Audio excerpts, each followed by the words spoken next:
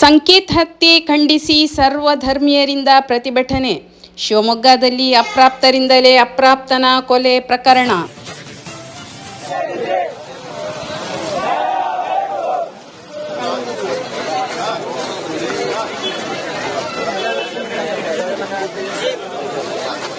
ಮೇಣದ ಬತ್ತಿ ಹಿಡಿದು ಪ್ರತಿಭಟನೆ ನಡೆಸಿದ ಸರ್ವಧರ್ಮೀಯರು.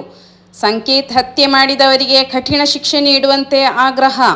ಹತ್ಯೆ ಮಾಡಿದ ಆರೋಪಿಗಳಿಗೆ ಕಾನೂನಡಿ ಅತ್ಯಂತ ಕಠಿಣ ಶಿಕ್ಷೆಯಾಗಬೇಕು ಎಂದು ಜನರು ಘೋಷಣೆಗಳನ್ನು ಕೂಗಿದ್ರು.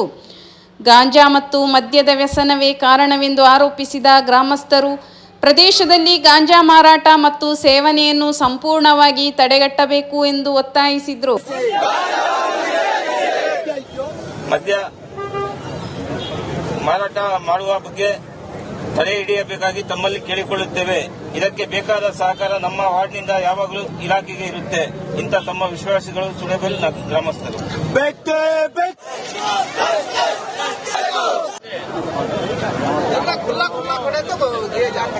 ಮೊಬೈಲ್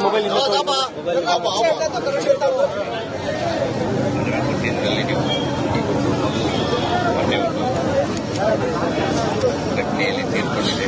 81 ತಿಂಗಳು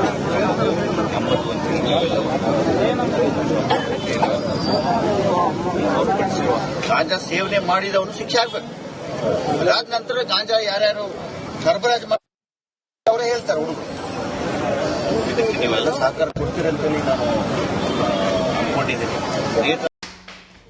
ಸಂಕೇತ್ ಹತ್ಯೆ ಖಂಡಿಸಿ ಸರ್ವಧರ್ಮೀಯರಿಂದ ಪ್ರತಿಭಟನೆ. ಸುಳೆಬೈಲು ಸರ್ಕಲ್ನಲ್ಲಿ ಮೃತ ಬಾಲಕನಿಗೆ ಸಂತಾಪ ಸೂಚಿಸಲಾಯಿತು ಮತ್ತು ಅಲ್ಲಿಯೇ ಪ್ರತಿಭಟನೆಯನ್ನು ಕೂಡ ಹಮ್ಮಿಕೊಳ್ಳಲಾಗಿತ್ತು. ನ್ಯಾಯ ಬೇಕು ಎಂಬ ಘೋಷಣೆಗಳೊಂದಿಗೆ ಸುಳೆಬೈಲು ಗ್ರಾಮಸ್ಥರು ಒಟ್ಟಾಗಿ ಸೇರಿ ಯುವ ಜನತೆಯನ್ನು ಹಾದಿ ತಪ್ಪಿಸುತ್ತಿರುವ ಗಾಂಜಾ ಜಾಲವನ್ನು ಧ್ವಂಸಗೊಳಿಸಬೇಕು ಮತ್ತು ಸಂಕೇತ್ ಕುಟುಂಬಕ್ಕೆ ನ್ಯಾಯ ಸಿಗಬೇಕು ಎಂದು ಬಲವಾಗಿ ಆಗ್ರಹಿಸಿದ್ದಾರೆ.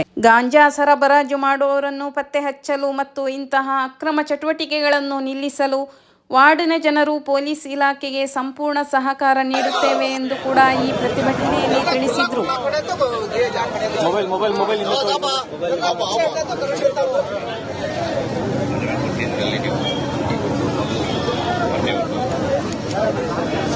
ಘಟನೆಯಲ್ಲಿ ತೀರ್ಕೊಂಡಿದೆ. 81 ತಿಂಗಳು ನಿರಂತರ ಸುದ್ದಿಗಾಗಿ ಸ್ಕೀಮ್ ವಾರ್ತಾ ಕನ್ನಡ ನ್ಯೂಸ್ ಚಾನೆಲ್ ಅನ್ನು ಸಬ್ಸ್ಕ್ರೈಬ್ ಮಾಡಲು ಮರೆಯದಿರಿ. ಅದೇ ರೀತಿ ಲೈಕ್ ಕೊಡುವ ಮೂಲಕ ಸಪೋರ್ಟ್ ಮಾಡಿ.